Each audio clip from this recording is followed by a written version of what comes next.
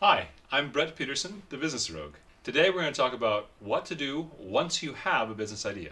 As always, if you haven't already, please hit the subscribe button and the notification bell so you can get alerted when these videos come out. Alright, so you have a business idea. You come up with a great new product or a great new service or a cool name for a company, or you see a problem that needs to be solved. What do you do next? There's really three things you need to really think through and document, and it doesn't have to take very long. This is a 5 to 15 minute process sometimes. What is your product or service? What are you selling? Who's it for? Whose life does it make better? And how does it make their life better? Very specifically, why would someone want to buy it? There's a couple of different ways to look at that. If you want to dive a little bit deeper into this, I'd recommend a book by a man named Clayton Christensen. He was a Harvard Business School professor, personal hero of mine. He wrote a book called The Innovator's Dilemma, and then also The Innovator's Solution.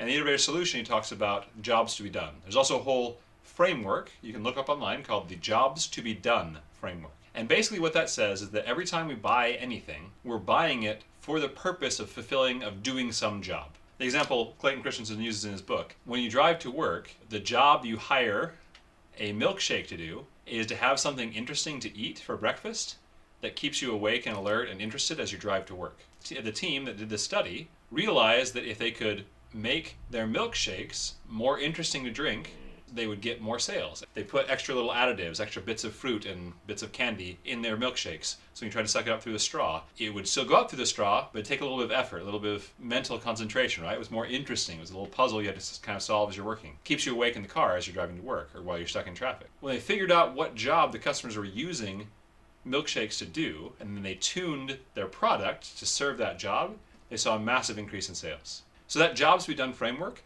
is one that you can use too. When you're thinking of your business, let's say you want to make a new pancake restaurant. What are you selling? Pancakes, apparently. Who are you selling it to? Well, that's a good question. What group of people are you going to pitch your pancake restaurant to?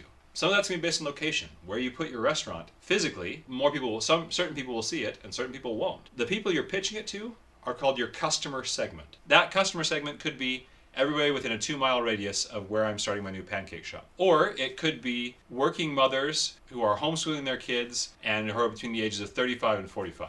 The reason you want to get narrow on your segment is that then you can understand that specific niche of people better. Who are the people in your 1-mile area? Are they mostly South Asian Americans? Are they mostly Caucasian Americans? Are they mostly African Americans? What's socioeconomic status? Are they wealthy or not so wealthy? That will determine what kind of pancakes you sell, how you price them.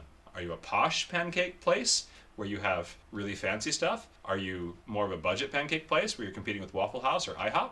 Are you doing some kind of ethnic pancake, right? Swedish waffles or German pancakes or flatbreads from all other parts of the world that are served for eaten for breakfast or lunch or dinner? All of those can be determined based on your customer segment. So I wasn't joking about what ethnic groups are in your area. What's the food culinary background of the people that you're trying to serve?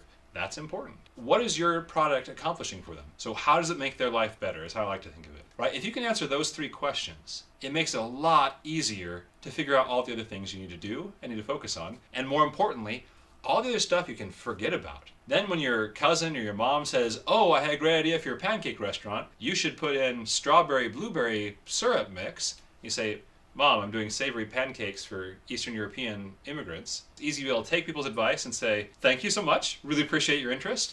I love the idea. Let me work it into my business plan somewhere down the road. Internally, you're saying, hey, that doesn't match my customer segment. That doesn't provide the value to the customer I want. I'm not going to worry about that one right now.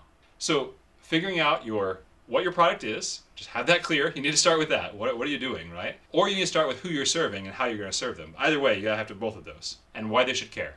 What value you provided them. Have those 3 things in hand, you're well on your way. We're going to do a lot more content like this now, where we take what happens after you have that business idea, how do you grow it into a business. I hope you've enjoyed this. Hopefully this has inspired you. If so, please again, give us a like and hit subscribe. Good luck starting your business.